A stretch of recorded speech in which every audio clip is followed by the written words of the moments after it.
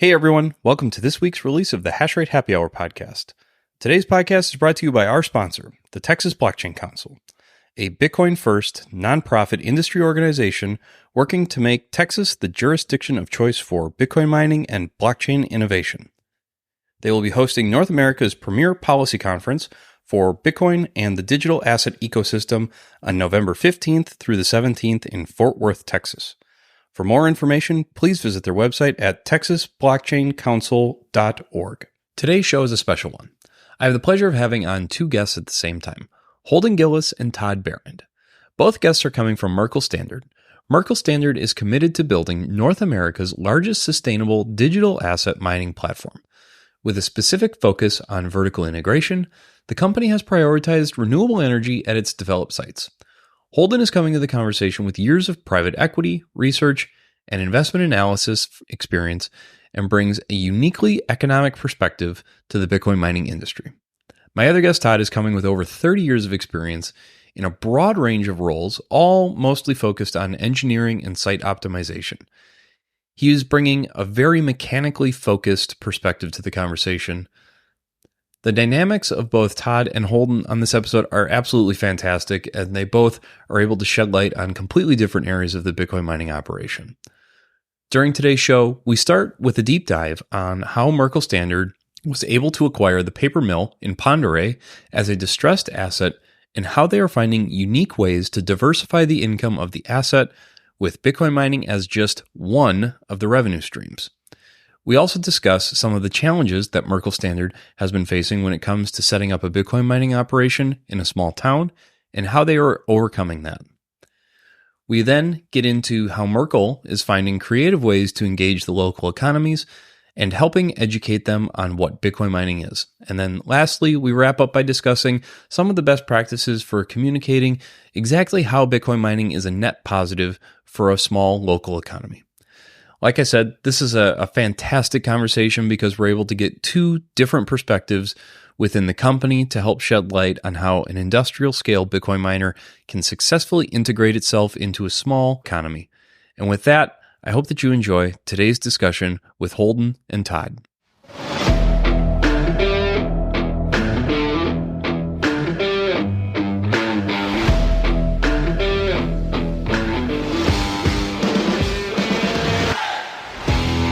Hey everybody, welcome back to the show. Like I said in the introduction, today's kind of a special, fun episode. I've got two guests on today. I've got Holden Guillies and Todd Behrend.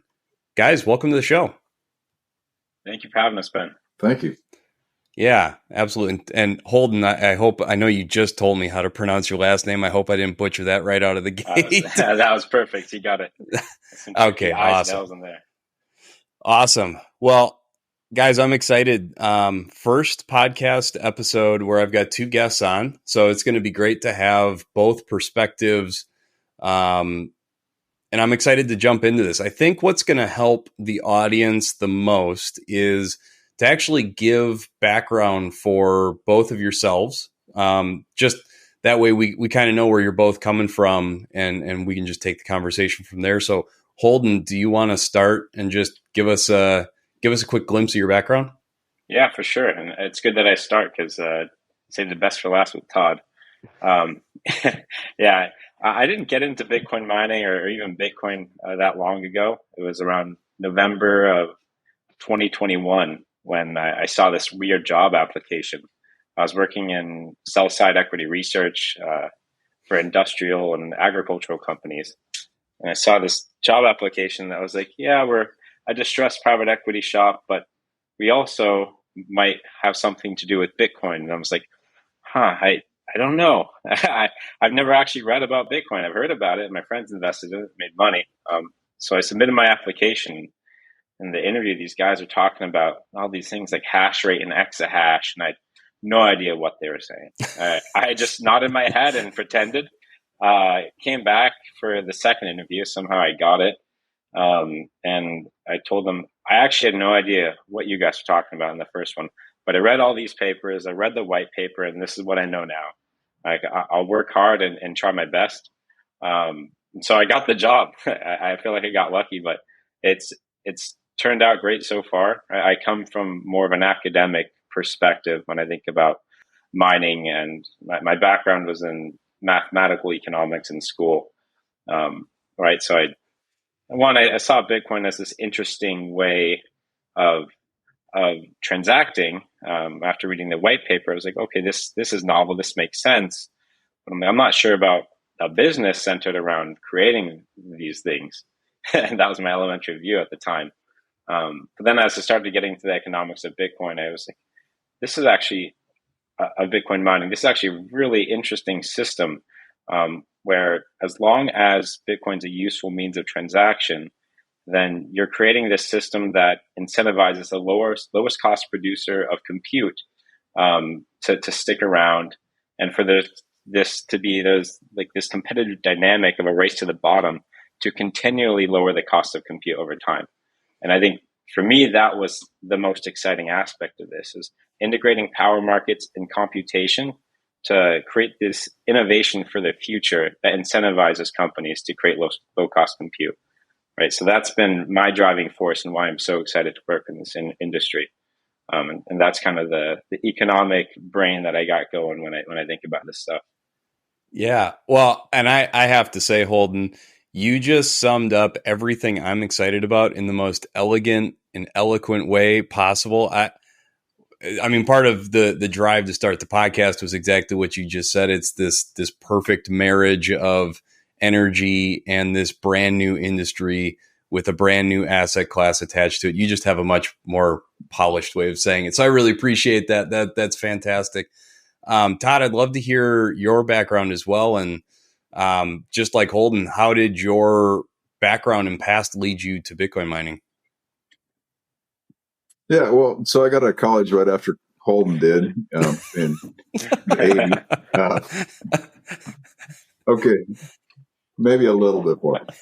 But so initially I worked in petrochem, and I was a reliability engineer, and I got kind of a glimpse of how machinery works and optimization, all that kind of process improvement kind of mindset. And then I wanted to move back to the Pacific Northwest, and I found a little tiny paper mill that was looking for an engineer. So I moved to that little tiny paper mill, and because it was so small, again, I got involved in a lot of different things. One of the things that was one of my focus for the entire career was heat recovery and secondary use of energy. The paper mill was actually built tightly integrated so that electrical energy was used to make pulp, and then the heat from that was used to make steam to dry the pulp on the paper machine. So it was really, we got about 3 uses out of most of the energy, and that's what made it a competitive site for many years. Unfortunately, I moved through a number of different positions in the enterprise over 30 years almost of working for them, but they filed bankruptcy in 2020. It's a distressed industry in any case, and COVID pretty much put the nails in the coffin. So the paper mill was focused on making newsprint paper. So advertising is their lifeblood, and nobody was advertising because nobody wanted anybody to come into a store at that particular time. So that was the end of the road for that enterprise. I stayed with the site when they sent everybody home because it went bankrupt. It was a Chapter 7 liquidation.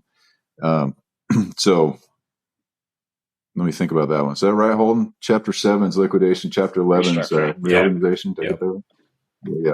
Okay. So we had already been through an 11 with the company redid itself once. So in any case, stayed with the bankruptcy trustee to try to market the place, and presented all kinds of different potential scenarios for the site to a number of different investors. So kind of definitely got a chance to think about it from many, many different perspectives. And then right at the last second, it was going to go up for auction, that is, and probably be scrapped out. But the investors with a small family office called Allrise saw the potential in the electrical infrastructure, and they actually were at just the last moments possible to get into the auction. So they jumped on it, and So I was also really impressed with their ability to just make a decision and execute in a hurry. The paper industry is not known for that. It's known for quite the opposite. Sure. Make sure that you analyze until the opportunity is over and then spend your money. Sure. The initial conversations were about restarting the paper mill, but with a recognition that since it had already been distressed enough to close, obviously it needed some diversification. The substation had a lot of excess capacity. There's about 225 megawatts worth of transformers hooked up right now. And the paper process only needs about 87. So it's clear there was some real opportunity there. Yeah. So then over the next few months, we initially made some investments into Ethereum and also got started a little bit in Bitcoin. About that time, the Merkle Standard was formed, which was aimed at some joint ventures. And we formed a mining company on the same site. So Merkle Standard, and then a subsidiary called Cascade Digital. And so Cascade operates about, there's 100 megawatts of capacity, but depending on the power prices, we vary on how much of that we actually consume. Today, because of the seasonal power prices, we're running 74 megawatts. So really, it was the way I got into it was I happened to be on the site, and there was a new opportunity for the site, and I've always found it interesting to learn new things anyway. So I dived in, learned a little bit about mainly the infrastructure side of mining. So I'm not nearly as versed on the technical side and the financial side like Holden. My main focus has been the care and feeding of the miners. Sure. Yeah. Well, and fortunately for you, Todd, I also am fascinated and mostly interested in the hardware and infrastructure side of the discussion. So I think we're all in good company here. I have to back up and ask, you said that, this was kind of put in front of some different investment groups and kind of up in an auction. What were some of the other ideas that were coming across for the paper mill? Well, so in addition to the very robust substation, there are just huge buildings that house. I don't know if you've ever been in a paper mill, but it's large equipment. So there were some of the investors that were interested in just using that space and trying to use some kind of discrete manufacturing like electronics or some wood products. One was a company that wanted to do veneer and build a whole finishing room in some of the buildings. Mind you, most of this is during COVID. So capital was harder to come by, I think, for some of those. And so they had a real hard limit on what they could afford to pay for the site. There's some environmental, some permitting and reporting that it's not cheap for a paper mill. It's very valuable and we've maintained it, but it just kind of adds to the overhead for some kind of a discrete manufacturing operation that might not have great margins to start with. So never really could put together one that made sense. And there was a couple of just scrap dealers that saw the value in all these electric motors and all that. So it started to look, I guess the most conversation I had was another paper company. They wanted to convert the paper machine to make a different kind of pulp, kind of paper, but it required a new pulp mill as well. So significant investment. But power prices, I don't know if you're familiar with the Clean Energy Transformation Act in Washington. So when that really became, I guess, well known, it was a few months after it was passed, actually, but then the effect of that started to hit the power markets in the spring of 21. Spring of 21, about, February, March, I started to see an uptick in power prices as the market speculated on what the effect might be of that. To this day, it's really still mostly speculative what that'll be. So, but in any case, that was why the paper company backed out. They saw the power prices coming up, thought that was too big of a risk, and elected not to purchase the site. Sure. Yeah, I appreciate that. I was just curious what other people were coming up with as far as like ideas for that type of a site. That's interesting. So I know that, and we'll get into it later on in the conversation. So Merkle Standard has a couple of different sites, but Pend Oreille is the flagship, and that's what we've just spent the bulk of our time talking about is the Pend Oreille paper mill site. I do want to just stay on that track for a little bit longer. Could you guys give me some context? And Holden, maybe this one's coming to you. How did Merkle actually stumble across this, and how did you get, like, what was the context? What was the thinking, and like what drove you guys to this? I think I know the answer, but I'm gonna throw the softball up for you. I mean, what drove us to the opportunity, one was I joined after Allrise had made this bid on the paper mill.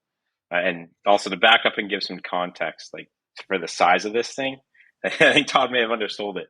Imagine you have houses, and the houses are like loaves of bread. Inside the paper mill, rolling pins to roll that house-sized loaf of bread. It is some of the biggest machinery you'll ever see. And it's an amazing site, but Allrise got it lying dormant. Allrise had a history of mining Ethereum, but we have this 225 megawatt substation on site. And so the real thinking was, what is the valuation of this thing if we say we can create a Bitcoin mine and get funding to do it and have Bitmain as a partner, right? So there's all these things that were set in place before actually starting operating on the site and building out the mining infrastructure.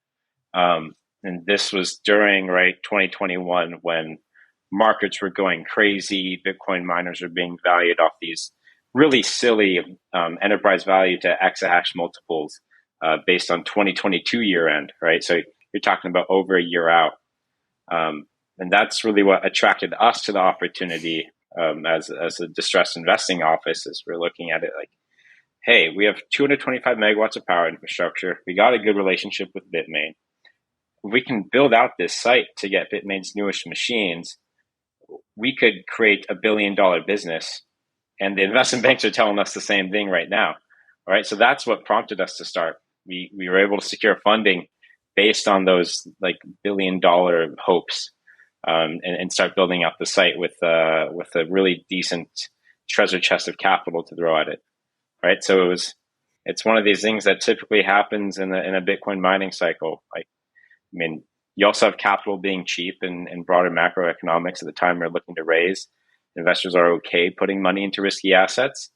And Bitcoin mining was new to the US, and everyone wanted to have a piece of the pie, right? So we were able to raise just a boatload of money and go after it.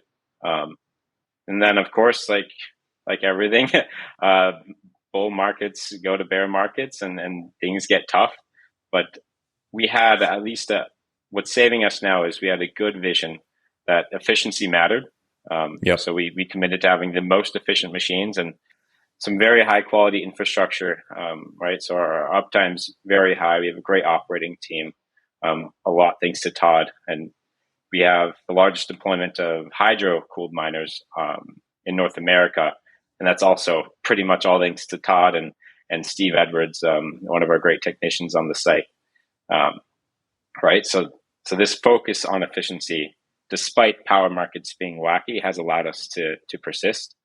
And to give some context into mid-C markets, as far as power pricing goes, you probably have a better chance of predicting the weather, right? Because at least the weather a few weeks out, you have a decent idea of what it will be, and you don't have to think about a bunch of people placing forward bets on what the weather is going to be, and that's actually affecting what's happening.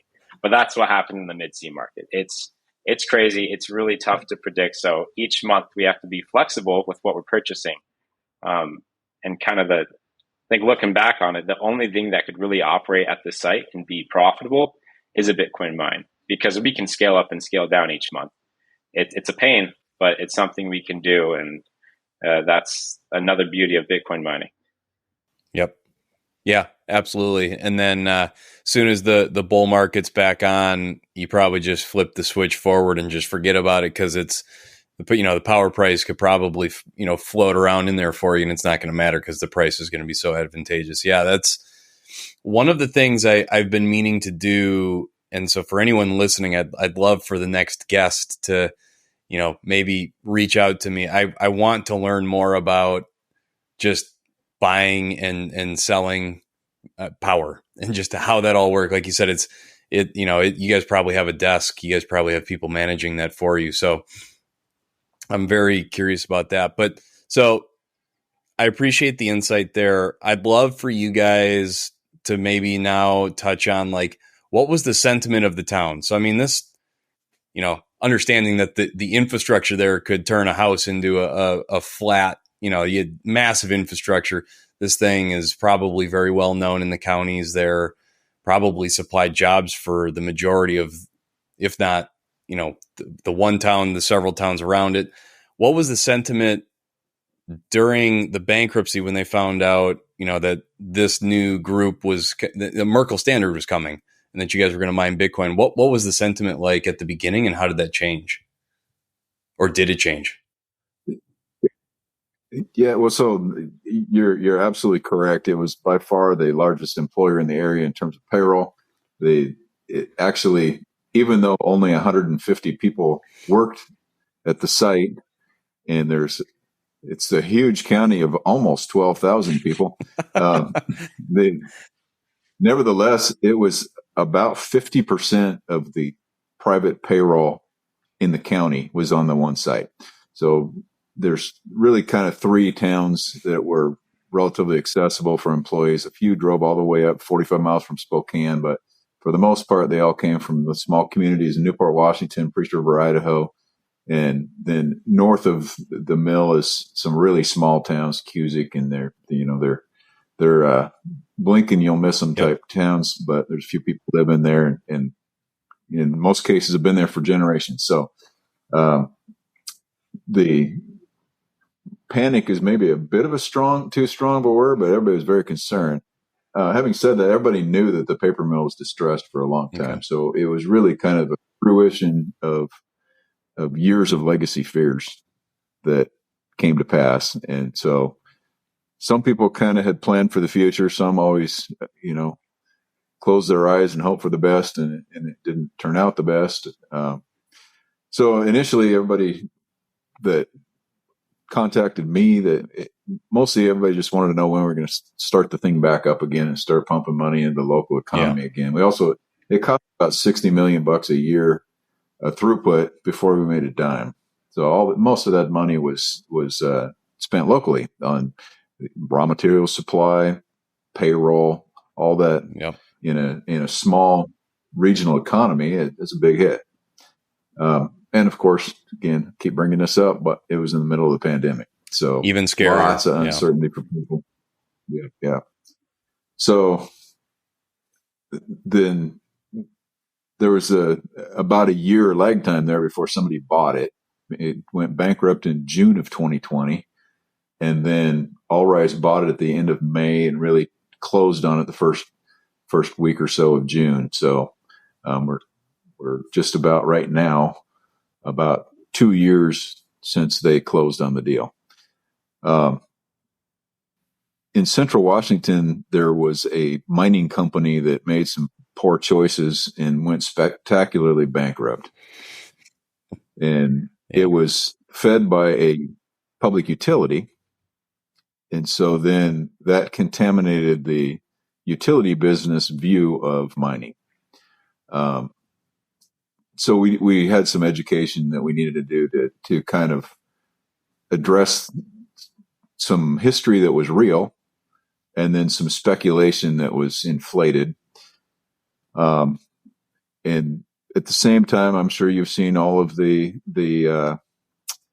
negative press out on YouTube and wherever else, and so they're highly dramatized, if not fictitious. Excuse me, I can't invent words on a podcast, right? So the narratives had some tangential relation to truth, I'm sure. But so, it was an uphill battle at the beginning. Because right out of the gate. There was a lot of sentiment out there that had people scared of it. So we had to address a lot of those. We brought people in to tour the site. As soon as we had some miners going, we brought them in so they could hear them run. We gave them a tour of them. We used them to heat the building because, again, always thinking heat recovery, I needed to do something to preserve the assets. The first winter when it was down, I bought propane, hired boiler operators, and kept it warm. The second winter, we put in Bitcoin miners. And we made money with the energy that we also heated the building with. So it's greener in a couple of ways, right? No CO2. And also you already used the heat once and you're getting a secondary use out of it. That's green by itself. So some of those things really changed the sentiment of a lot of people. We had to get some permitting through.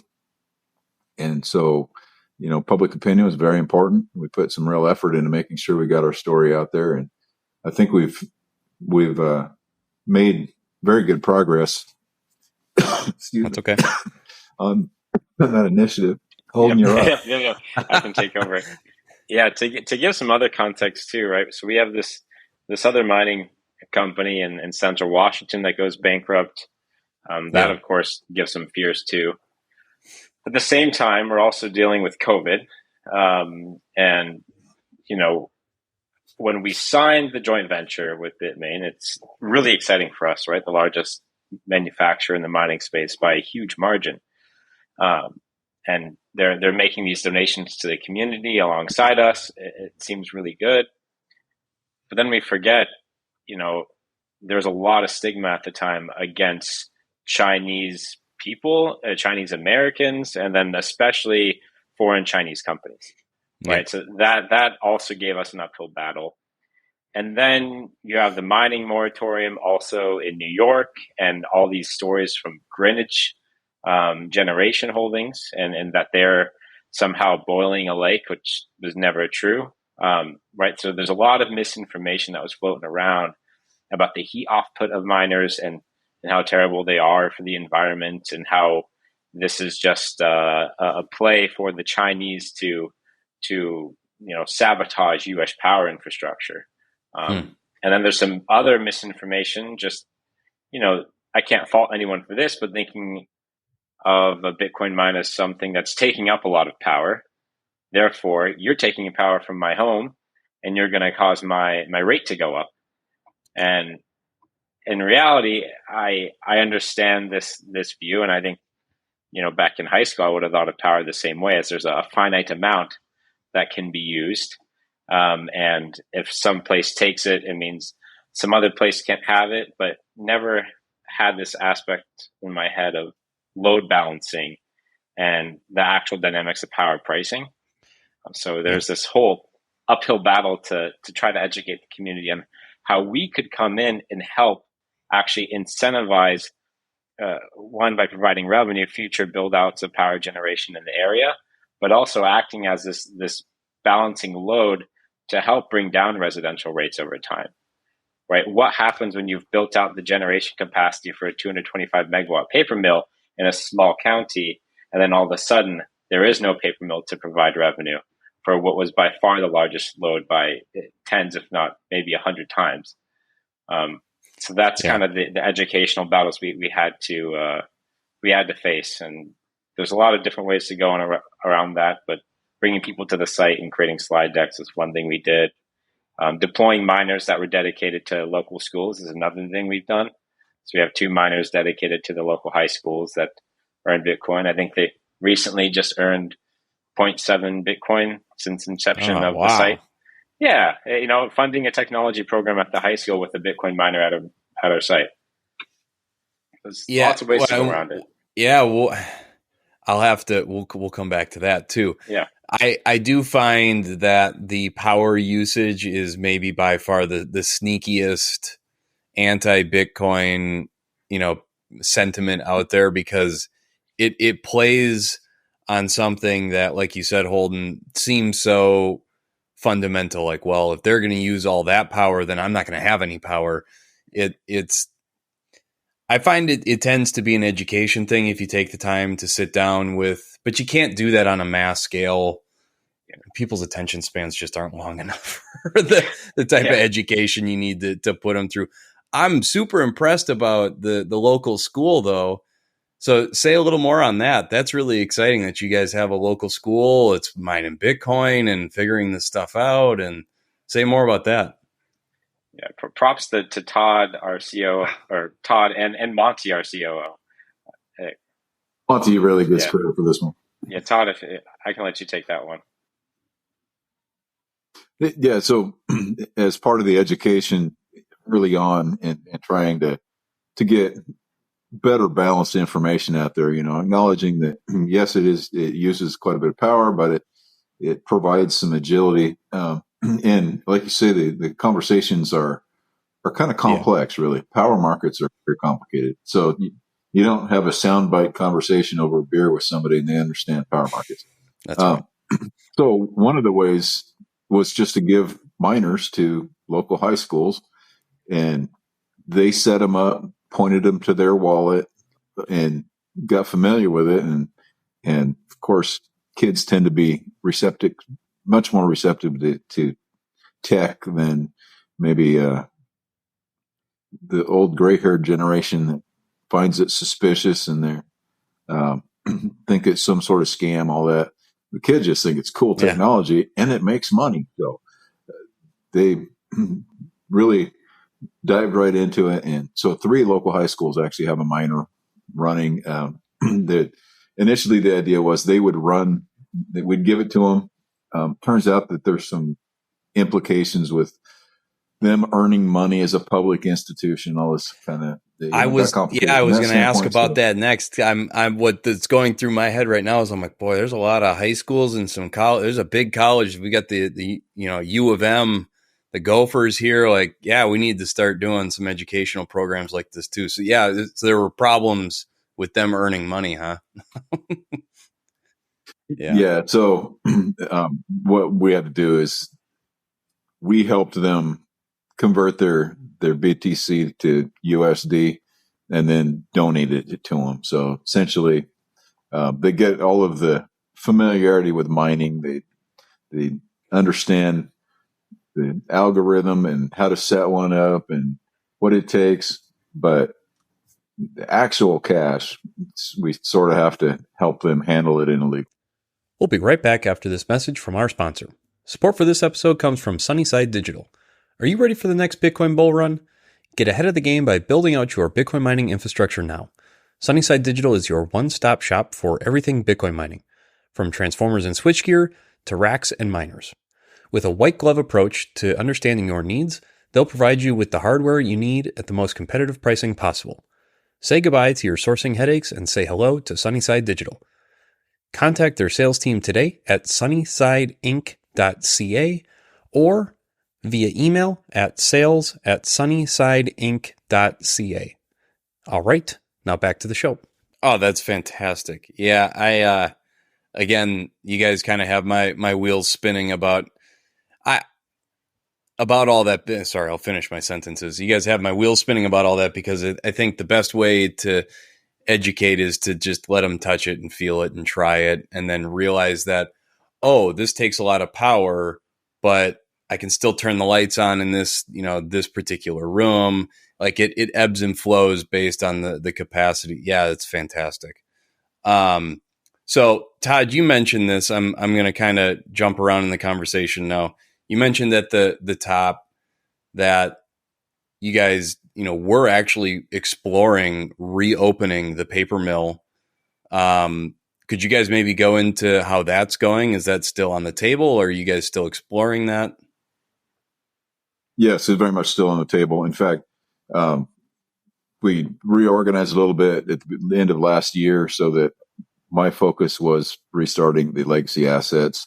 The build out of the 100 megawatt first real project on that site was pretty much complete.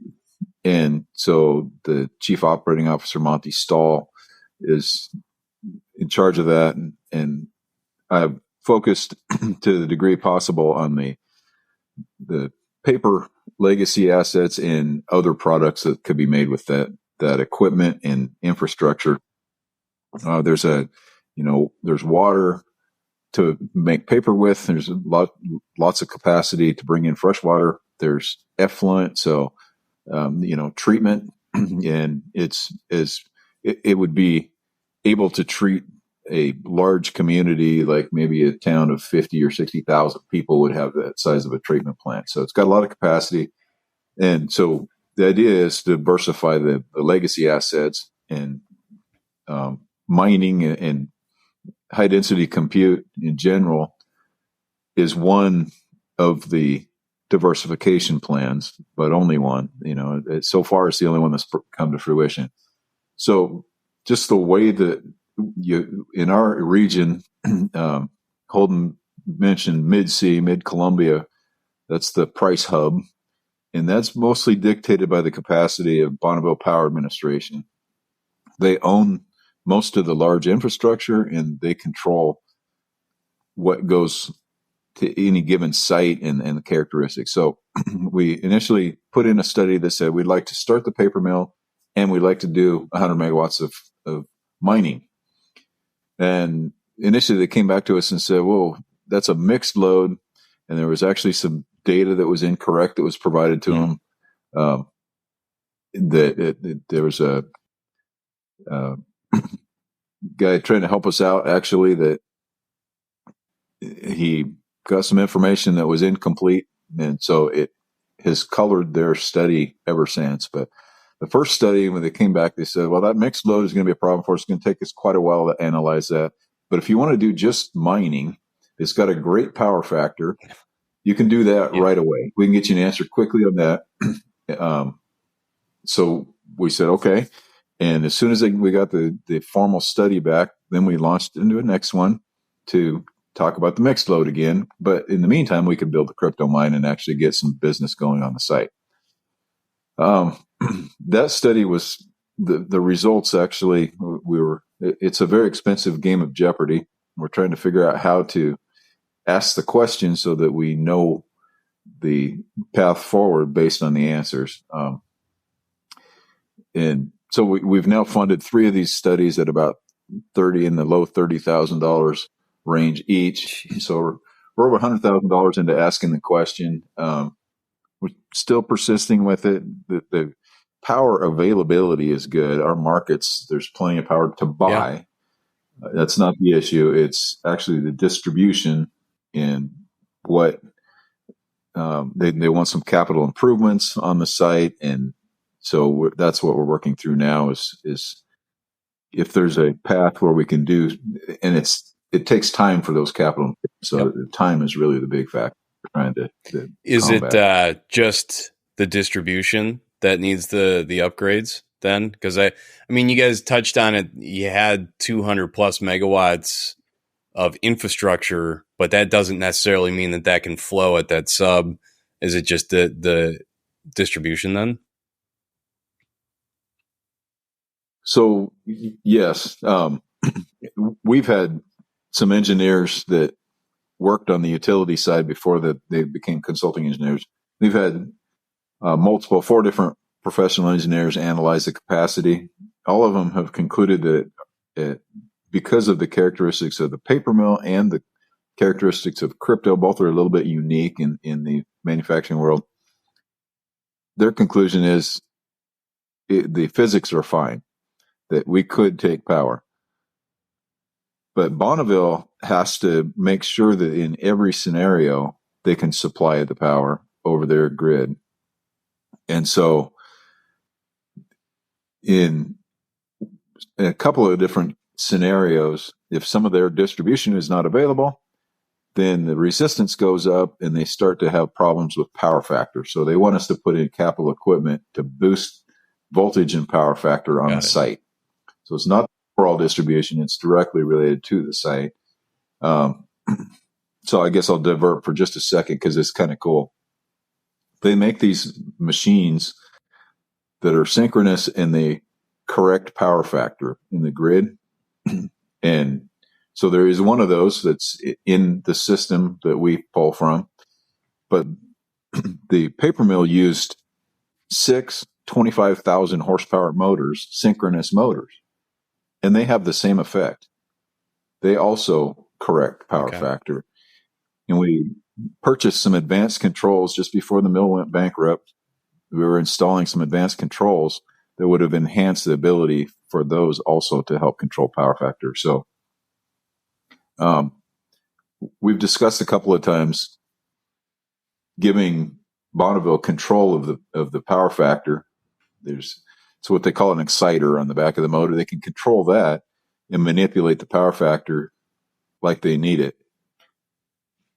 It really does not fit any kind of a normal model for them. So they're pretty wary of, for them, they're in a regulatory environment. They've got some really ironclad reliability requirements, all those things.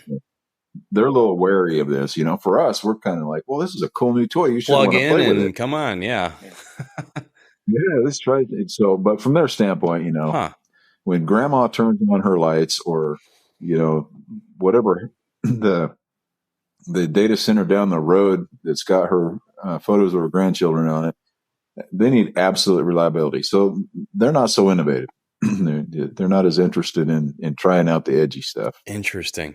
Oh, that's fascinating. Yeah, that's what's interesting is that they don't want to, because you said that they have the ability to go in and actually to control that function on the hardware.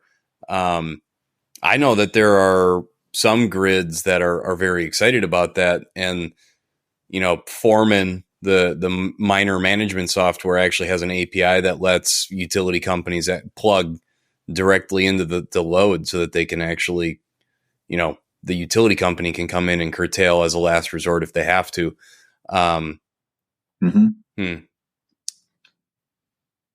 Yeah, well, it depends a lot on the source of your power. So the Bonneville system has a lot of hydro in it. It's predominantly hydro, very stable, not prone to the rapid changes like an ERCOT or some of the other grids. So that's partly why it has less value to them, that quick response. Yeah. But in our region, there's a substantial amount of intermittent generation due to the renewables. And so that it's an increasing issue for them to manage. Yeah, that's something interesting of, right, this aspect of hydropower not being as intermittent, right? There's this idea of mining being great for renewable power and, providing revenue to build out renewable generation. But it's kind of like you have to think about what type of renewable generation is best suited for mining. Yeah. And so there are a lot of wind farms in the eastern part of Washington, and specifically, I think more the southeastern part. So not necessarily up by us in Osk, but there are ways to get a PPA with some wind farms to layer in some wind power at the site. And that's where we can be more useful. That's been kind of one of the most interesting things, though, thinking about how we deal with the local utilities. And right, it's not all about this idea of Bitcoin mining using renewable energy. You have to also think about the type of renewable energy. I think that's something that gets overlooked in a lot of broader conversations about green Bitcoin. Right, it's creating this thing that works well with the grid and works well with utilities and matches up perfectly. Yeah, that's that's a phenomenal point. You don't hear a lot of talk about hydro. I mean, I guess the other region with more hydro or noticeably more hydro is in Canada, and they're so hostile towards Bitcoin and Bitcoin mining that no one wants to talk about it anyways. I was going to ask what, we've kind of gotten bits and pieces, but what is the relationship with the power company? Is it, open enough where you guys can talk about this? Is it, Todd, like you said, this is $100,000 question game at this point. Like, we don't really want to talk to you guys because you're charging us out the backside for it. Or can you maybe just touch on how things are with the power company? Sure. So we don't actually buy from BPA. They sell only to utilities who then resell it. So our actual relationship, even though we need to convince the larger utility, the federal utility, that we're a legitimate business and they have some requirements about the characteristics of the load, all those things. We actually purchase from a local. Ponderay is the county we're in. So Ponderay Public Utility District #1 is where we buy it. There were some folks that, again, initially when we started talking to them, they meet regularly. There's what they call WPUDA, Washington Public Utility District Association, something like that. So they all hear the horror stories, and this utility really got stung in center part of the state, and so they were not going to do that to their ratepayers. They're very cautious. We've been in operation now for a year and a half at significant loads, and so I think that the relationship is on a much better footing than it was at the beginning, because we demonstrated we're not the apocalypse come, and we provide some extra revenue for them. We don't purchase any power that they generate. We fund it. We give them money. They go buy power from the purveyor that they actually are selling all of their output to right now at this current time, and then resell it back to us. And they get some delivery fees for it, and it's stable revenue for them. So the relationship is definitely heading in the right direction, getting better. They've got actually they just added a new person that is our direct contact. He seemed very collaborative, so I think it's on the right track. That's good to hear. That's really good to hear. So I do want to be respectful of time also. And I think maybe a good way to kind of wrap, as far as just questions and the discussion is, from both, and I'd love both of your opinions on this, from your guys' opinions, what are some effective ways that, we can start to communicate that Bitcoin mining, what good they can do, what good these operations can do for the local economies and communities. Could you guys maybe share your opinions on what are some effective ways that can be done? Yeah, I'm happy to start it off. That's all right. Yeah. Yeah. I mean, for us, by far the most effective things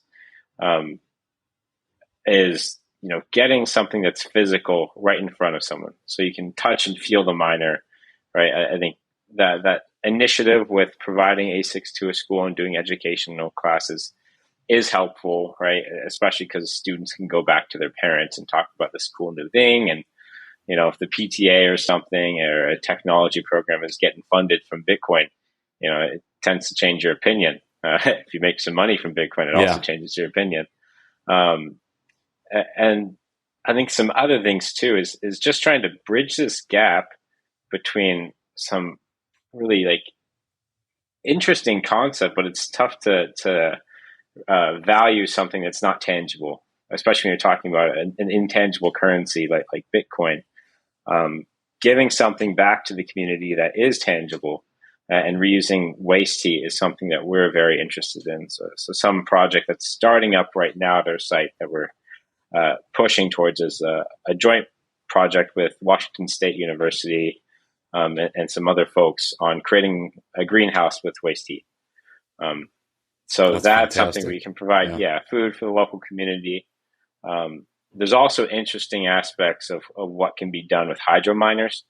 Right, we kick off like a hot salty brine with our hydro miners from Bitmain, and in some other locations, especially in Norway, I know this is happening.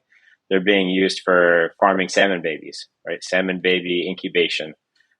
We could, this is a long shot, but in the future, it is possible with these types of things to also farm bull trout in the area we're in. But there's all these interesting ways of, creating food with the heat output from these miners. And that's for me something exciting that, people should start to look at. Creating this idea of like a digital currency, but that's also integrated into creating food for local economies, while also being in touch with the cost of power in regional areas, right? You're starting to create this symbiosis and this way to tie all these abstract concepts together. And I'm not saying I can, line everything up, but it starts opening these really interesting thought lines into, how should things be actually priced if you can tie all of this together? Are we on the verge of creating like a better economic system for these base resources? So at the end of the day, all of this is energy, right? Right. Energy That's creating exactly right. money, and food is energy, and food's created by energy. So those are the really exciting things that we're looking at, ways to reuse heat to create these tangible goods for local economies. Oh, that's great. Thank you, Holden. And Todd, I also would love your opinion on some effective ways to communicate, just some of the good that can come from a Bitcoin mining facility at a local economy. Yeah, so he hit on some of the key ones. We also partnered up with some of the key stakeholders in the area. There's an indigenous tribe that's very close. They're interested in food security for them, so they have jumped in on this greenhouse project. So those kinds of partnerships really are important with, it when you have an underserved community that benefits and is participating. I think that needs to be a focus for some of these, actually for all sites where it makes sense. I guess one of the unique things about the paper mill was there was a workforce of people that had unique skills, and Holden mentions that we have the largest deployment in North America of the hydros. So those same people live in the community. They're highly skilled, and so their narrative with the people they know has been really, really important as well, because they have lived in the community for a long time, and their voice has a credibility that no outsider could. And then we've educated them some on power markets so that they can start to have that conversation, because it's complex. Yeah. Actually, the paper mill lived and died on the energy markets as well, but the employees really didn't. There are only a few that really got into it. So we made a real effort to make that more transparent, how those systems work, and why things happen the way they do when they might not be so obvious. We've also brought in several of the private power purveyors, and they've got a vested interest in sending the right message. So, they've been very interested in using us as a synthetic balancing, that instead of changing generation profile, if you can change the profile.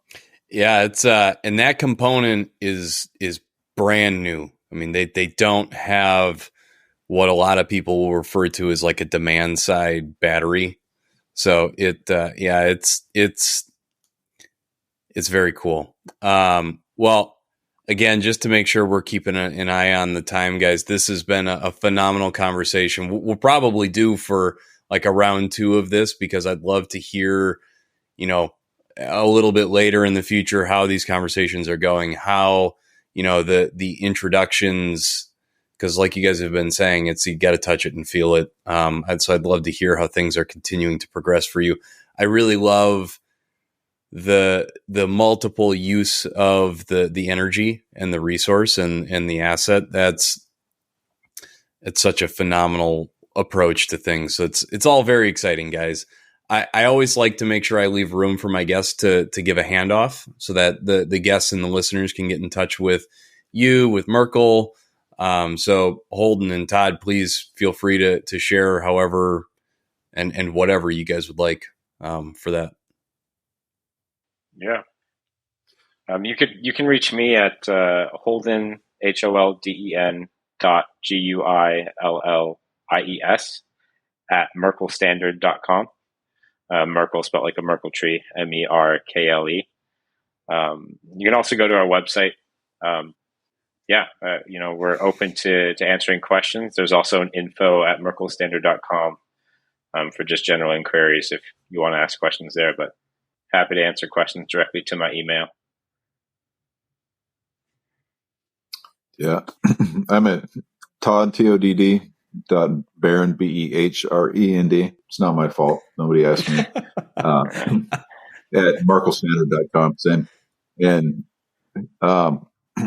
there's also a website for the legacy paper mill. If you're curious about that part, it is Ponderay, spelled phonetically, not like the French. So if you look at the county, it's spelled like French for earring, ear pendant. But it's just spelled phonetically, Ponderay, ponderayindustries.com. So that's awesome. I appreciate that, Todd, because I think the audience should absolutely go check that out too. I haven't seen paper mill infrastructure and equipment, but here in Minnesota, we have a lot of woodworking, and the equipment it's impressive. So yeah, check it out online, and please give these guys a follow and watch, because they're doing some cool stuff.